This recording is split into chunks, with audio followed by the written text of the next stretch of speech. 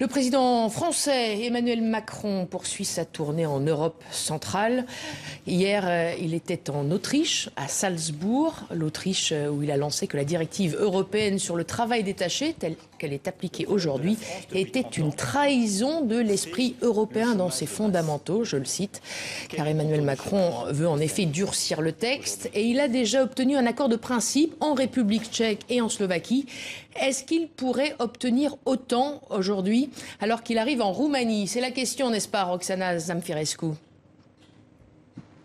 Oui, en fait, la question des travailleurs détachés suscite plus d'intérêt en France qu'en Roumanie, même si bien sûr on ne peut pas ignorer les conséquences. Déjà en Roumanie, on s'interroge ce que la Roumanie va gagner, va obtenir si elle a une position similaire aux Tchèques et aux Slovaques.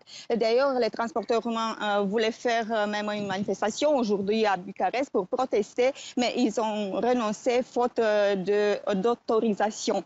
Il y a quand même aussi d'autres sujets importants sur l'agenda des discussions. L'armée roumaine est en train de se moderniser et on a déjà des contrats avec l'industrie américaine militaire et on s'attend à ce que l'industrie française européenne ne sera pas mise à l'écart. Et côté glamour, bien sûr, tous les Roumains brûlent d'impatience de voir les deux épouses, Brigitte Macron et Carmen Iohannis, la femme du président roumain. Elles ont des choses en commun. Elles sont toutes les deux professeurs et des figures inédites dans leur pays. Et il faut aussi dire que la visite d'Emmanuel Macron tombe dans un moment qui peut s'avérer délicat pour le gouvernement roumain. Le ministre de la Justice a annoncé des réformes dans le domaine, des réformes qui ne sont pas du tout bien reçues par l'opposition et une bonne partie de la société. Hier, à Bucarest, on a même eu des manifestations.